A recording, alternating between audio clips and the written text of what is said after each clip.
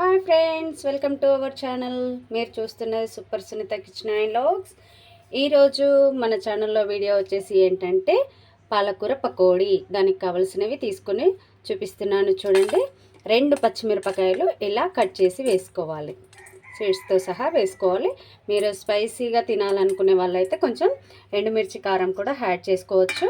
ఇప్పుడైతే మనం ఇందులో కొంచెం అల్లం వెల్లుల్లి పేస్ట్, ఓకే, అదేవిధంగా కొంచెం జీలకర్ర, కొంచెం సాల్ట్. చూడండి, పాలకూరలో సాల్ట్ ఉంటుంది కాబట్టి కొంచెం చూసి వేసుకోండి. అదేవిధంగా చిటికెడు పసుపు. ఓకే, మరి ఇప్పుడు ఇందులోనికి కావలసినది రైస్ ఫ్లోర్ అంటే బియ్యం పిండి కొంచెము, 1/2 కప్పు. అదేవిధంగా మైదా పిండి కొంచెము, అసలు శనగపిండి వాడట్లేదు, గమనించండి. మనకు శనగపిండితో పని లేకుండా మనం పకోడీ కరకరలాడే విధంగా చేసి చూపిస్తాను. ఇప్పుడు ఇందులో 1 కప్పు ఆనియన్. ఓకే, అంటే నేను పెద్ద సైజు ఆనియన్ ఒకటి తీసుకొని కట్ చేసుకున్నాను. ఇప్పుడు దీంట్లో ఇది యాడ్ చేసే ముందు దీన్ని ఒకసారి ఆ ఆనియన్ని ఇట్లా నలుపుతూ కలుపుకోవాలండి. ఎందుకంటే ఇందులో మనకు తడి ఉంటుంది కదా, అందుకని ఒకసారి దీన్ని నలిపి కలుపుకున్న తర్వాత మనం దానిని యాడ్ చేసుకుందాం. చూడండి, ఈ విధంగా కలుపుకున్న తర్వాత ఇప్పుడు మనము పాలకూరని యాడ్ చేసుకుందాం. 1 కట్ట వరకు కాడలు లేకుండా కట్ చేసి వేసుకోండి. ఇప్పుడు దీనిని ఈ పిండితో పూర్తిగా కలిపేసుకోవాలి. ఓకే, ఇలా నలుపుతూ కలుపుకోండి. పిండి కరెక్ట్గా సరిపోతుంది. ఏమైనా కొంచెం తక్కువగా అనిపిస్తే వాటర్ 1 టేబుల్ స్పూన్ యాడ్ చేసుకోవాలి, లేదంటే ఈ తడితో సరిపోతుంది.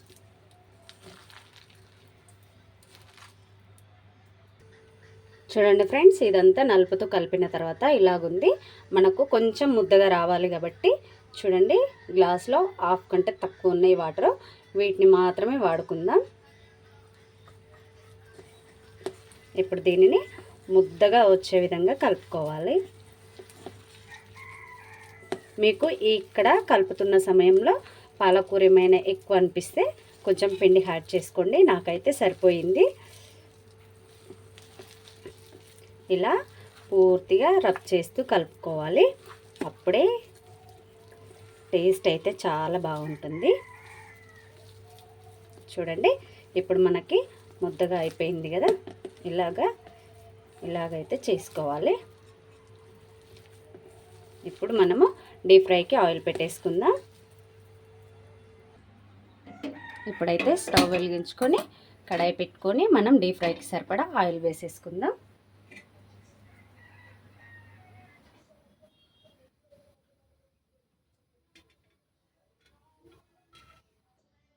చూడండి ఫ్రెండ్స్, ఆయిల్ వేడైందేమో చెక్ చేసుకుందాం.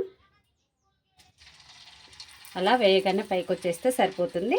మనం ఇప్పుడు ఈ పిండిని కొద్ది కొద్దిగా పకోడీలాగా వేసుకొని కాల్చుకోవడమే. మీకు కావాల్సిన సైజులో వేసుకోండి ఫ్రెండ్స్, అంతే. ఇలా డీప్ ఫ్రై చేసుకొని మనం వేడివేడిగా సర్వ్ చేసుకుంటే, బయట వర్షం పడుతున్నప్పుడు ఏదో ఒకటి తినాలనిపిస్తుంది కదా, ఇలా చేసుకోండి, చాలా బాగుంటుంది. పిల్లలు ఈవినింగ్ ఇంటికి వచ్చిన తర్వాత స్నాక్స్ కోసము మనం ఏది పెట్టాలా అని ఆలోచిస్తుంటాం కదా, అలాంటి టైంలో కూడా మీకు ఏవి అవైలబుల్ ఉంటే వీటిని కూడా చేసి పెట్టేసేయచ్చు, ఎమ్మీగా తినేస్తారు. చూడండి, వేసిన వెంటనే కదపకుండా 2 మినిట్స్ తర్వాత ఇలా కదిపి మనము ఫ్రై చేసుకోవాలండి.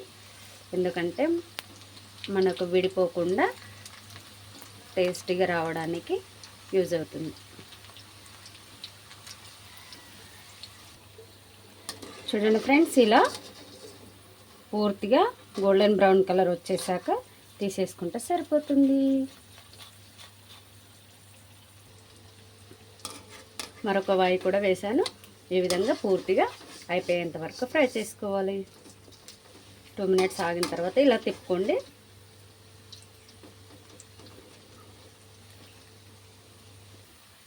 చూడండి ఫ్రెండ్స్, ఇవి కూడా తీసేస్తున్నాను. రెడీ అయిపోయింది. చూడండి ఫ్రెండ్స్, ఒక్కోసారి శనగపిండి తినడానికి భయపడుతుంటారు కదా, కొందరికి పడదు అని.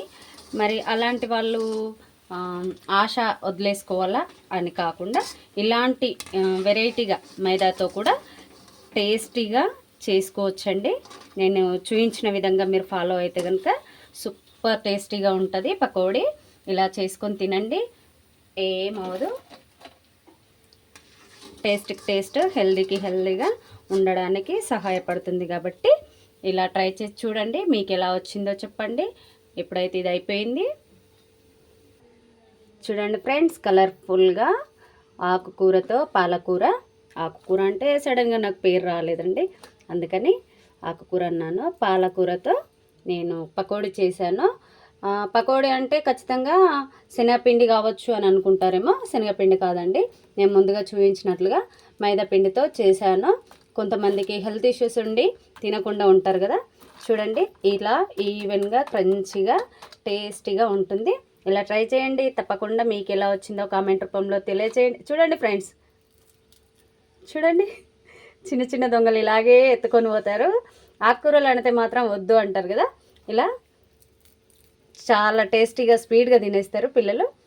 మీరు ఇలా ట్రై చేయండి. మీ ఇంట్లో కూడా పిల్లలు ఇలా చేసే వాళ్ళు అయితే తప్పకుండా లైక్ చేసి, షేర్ చేసి, సబ్స్క్రైబ్ చేసుకోండి friends. Bye bye. Thank you for watching.